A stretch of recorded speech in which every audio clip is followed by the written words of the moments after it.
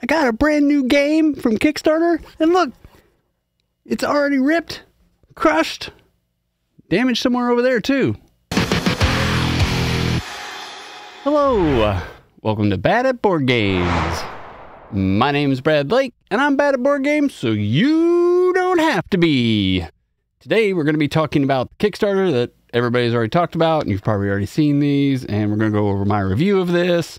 And it's just been late getting to the table because we had other new things, and everybody's already talked about this, so I figured, well, I'll get to it eventually. I'm a fan of Castles of Burgundy, so this will be a good review, but I'm going to go over this version of it and just talk a little bit about the points. And for those of you who haven't played Castles of Burgundy, maybe this will help, maybe it won't. Awaken Realms produced this version of it, and it's a Stefan Feld designed game, and I consider this like the quintessential Euro game. If you want your first Euro or want to try Euros, to me this is where you start. It's a little less than a 3 on the weight scale, and if you can kind of enjoy the back and forth, and it's not necessarily chaining, but you do have some of that depending on how you are using the tiles that you get, and you enjoy that, kind of opens you up to this whole new world of Euro gaming. The theme on this one is kind of medieval, and you're trying to create a duchy, and essentially a duchy is a territory that you own, and you're grabbing tiles and castles and mercantile bazaars, and you're filling that out and shipping lanes. But in the end, this is a Euro, and so you're gathering all these things to try to get points. And this is kind of point salady, you know, high scores and winning scores typically on BGA, and, you know, better gamers, better than me. Although I have won at this, you know, you're going to have over 200 points. But even starting out, you're probably going to have over 100 points in this game. So just realize that can be kind of point salady, I guess, depending on how you're looking at things. And I'm kind of like looking at my list so I can kind of go through this in orderly fashion. The appearance. So I've been saying this game is great and has needed a refresh and a pretty one, and Awaken Realms did it. And I was very happy to back this when it came out on Kickstarter. GameFound. You get like a tray insert for your maps, and then these will hold all your tiles that go in there so they don't get pushed around. And, you know, like when you hit the table or something happens, everything gets shuffled. So I think that's great. It's got double layer now, and everything looks good and easy to read now versus the other version. And I went as far to, after I kickstarted it, I wasn't going to get the acrylics, but we'll talk about that in a minute. But I did get acrylics for all the little extra pieces and the scoring tokens, and they all look great. And I thought I was getting all of these tokens, so all the hex tokens. I thought that's what I was buying in the Kickstarter GameFound when I bought this. So I was glad I was able to pick these up from Miniature Market when I saw them hit their store. So I was happy about that. It looks great. This is everything I want Castles of Burgundy to be. I didn't get all the 3D miniatures, but the base comes with like 3D castles, and there's different styles for those. And you have 3D scoring pieces and 3D castles that go over the bridge as you're using them. I love the dice. They've done a nice job of making the dice functional so you can still see all the pips, and, you know, they're colorful depending on what color character you are. And even like the crates that you're using to sell, quote unquote sell during the game, you know, these are really thick and chunky wood pieces. You get some metal coins that come with this. I'm so happy about the appearance of this game. It's like, to me, it's 10 out of 10.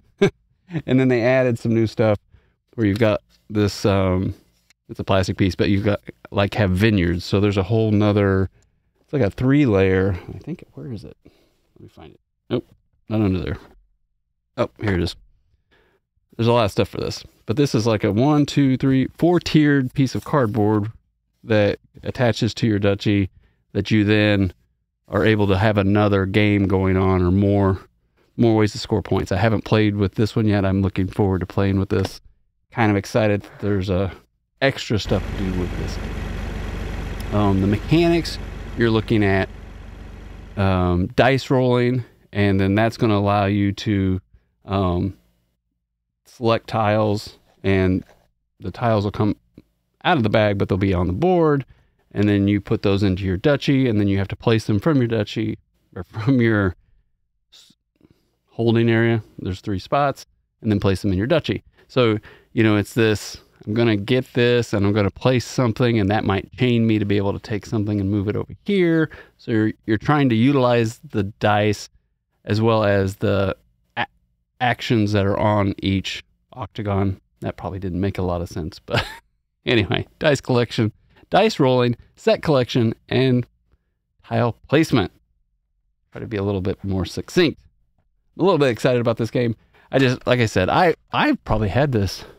I bet I had this a couple months ago. I'm not even sure now, but just haven't been able to sit down and talk to you guys about it. It seemed like there's other new stuff. Like I said, it was just one of those where it felt like everybody already talked about it. And, you know, by the time I was like one of the last ones to get it.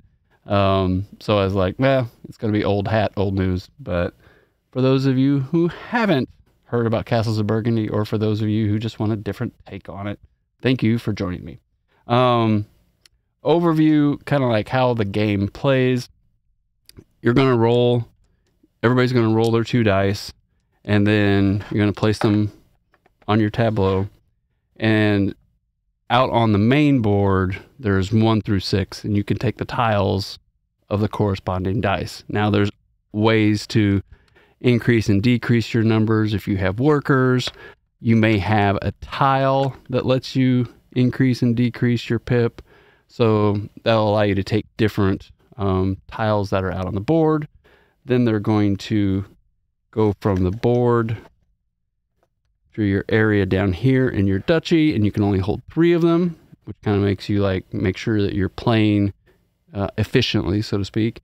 And then you'd have to use another pip, and you can see on your player board here that there's a 2 and a 1 and a 3 for yellow. If I took this 2, I could place it here. Now, this is a little bit off, but you have to place it. It already has to be next to a current hex on the board. So, like, I wouldn't be able to place this here because there's nothing touching it around here.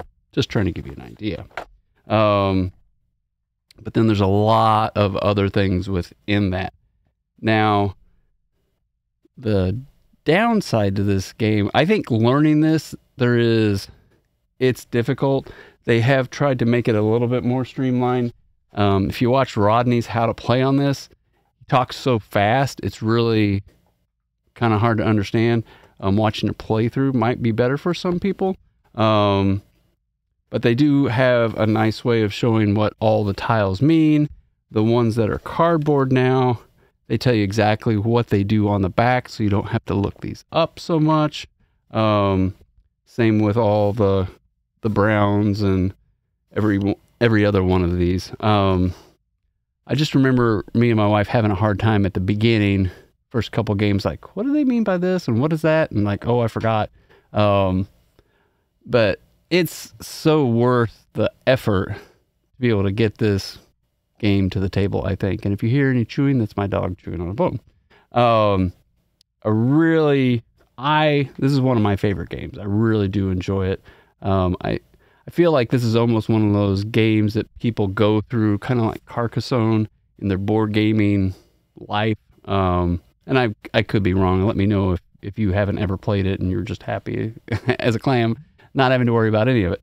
But I feel like this is one of those that you kind of work your way through. And it could be a hit or miss for you, but you kind of work your way through it. And then it can be one of those, like, just elevates your gaming enjoyment. This, to me, it really opened up a lot. And I've played the Burgundy version. Castles of Burgundy is just a Burgundy box. and that was the deluxe, and oh, it's so ugly. I really just wanted a better looking game for as good of a mechanic as it is. One pro about this is like they didn't try to do anything and change it. They did add an expansion. I don't know what that's like, but to me, this is what the game deserved. It's such a good game. Stefan Feld did such a great job. Like, I felt like it needed something that looked better. It really just needed to look a lot better. And I think every component in the game, it's been done very, very well. And you can see everything clearly, and it's not, so tiny you can't see things. And like I said, having what each tile says to do on the back is also great. Seriously saves a lot of time looking them up when you don't remember what they do. One con about this, and we'll get into this with the value, is this is a lot more expensive. You can get the base game now, $50 or under. And I say the base, it's the burgundy looking box. You can get it at Barnes & Noble, you can get it at Miniature Market, you can get it on Amazon, anywhere. This version right now, without all the acrylics, you can still get it on Miniature Market. They say they have over 20 of them, which probably means they have several. It's like $179. So to me, that's the con. I think, other than that, it's the same game. If you've played it, you don't need to buy this version. This has got to be one of those games that you love, I would say, before you go out and get all this stuff or need to spend $179 on a $50 game. $50 game, it's a great value, but we'll get into that in just a second. The weight rating of this, this is kind of my staple, and as Toph and I both look at games, so this is sitting just shy of a 3, a 2.91. I've seen it be a 3, so I just think it depends on who's rating it and how many people are still rating it. But, I gauge everything off of this on the weight rating. This is my go-to. Is it easier to play and learn than Castles of Burgundy? Was it harder to play and learn than Castles of Burgundy? And then I work my way from there. So is it, into the 4s, or is it into the 2s? This is just a great gauge for me and how I go about looking at things.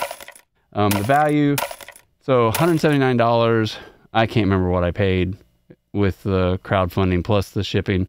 I just don't remember anymore. Probably don't want to look it up. I did not do all the acrylics when I backed it initially. I went back in and bought it, and then on Miniature Market I went out and got all the acrylics after I saw these, because my friend went all in on them, and I'm not disappointed. So for me, I've invested over $200 in this game now. This is going to be one of those. This is a game that I don't get rid of. To me, it's a 5 out of 5 value for me. Now, I think for anybody who has not played Castles of Burgundy, this is a 1 out of 5 value for you. It's really not worth it. Go buy the $50. Sometimes you can see it for $40. That version, you get this exact same gameplay. You're going to be out nothing other than the components aren't as nice. That is it. You will really enjoy it. You can play it on BGA. So if you get I think it's $30 a year, you can play on BGA with other people, get your butt kicked probably like I do, or find friends that want to play it. And you can play asynchronous, and that's a fun way to play Castles of Burgundy and just kind of always having a game in the background going. This is just a fun game to play, and I enjoy the challenge and the puzzle that it gives you. So for me, this is a 5 out of 5 value. I really shouldn't say that. I think it's probably like a 3 out of 5 value for even me, but I don't care. I wanted something nice. My wife likes to play this game. It constantly is asked for. Between this and Obsession, my other friends like playing it.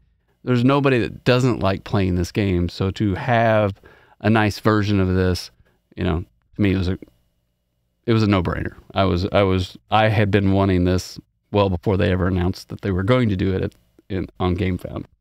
My BGG rating of this, I think this, I'd have to see. This is at least a 9 out of 10 for me. I love everything about this game. Now, should I make it a 10? I don't know. I think I've had better experiences with some other games, and like those experiences are the ones that I really like, drive me for the few that I rate 10 out of 10. But I'd have to look. I may have bumped this up, but it's at least a solid 9 for me. And like I said, I think it's just this quintessential game that if you're interested in a Euro but aren't sure you're interested in a Euro, to me this is the place to start. And this can kind of open you up to a whole bunch of other things. But tell Awaken Realms that they've damaged the box, and I wonder if I'll ever get another one or not. They haven't been bad about it. It's not a priority because it's not gameplay stuff, which I appreciate and I understand. But I'm hoping I get a new top and bottom to the box eventually in the next year. We'll see what happens. I'll keep you informed. What do you think? Was I an idiot for buying all of this, paying this much for a game that I already had at $50? Or do you agree? Did you get it? Or do you want it? And you don't need the acrylics, but like a lot of upgraded components where you get coins or not coins, they're nice to have. Anyway, just remember, no matter how you play or how much you spend, whether it's solo, with family, or friends, enjoy whatever you are bringing to the table. Have a great night. Bye.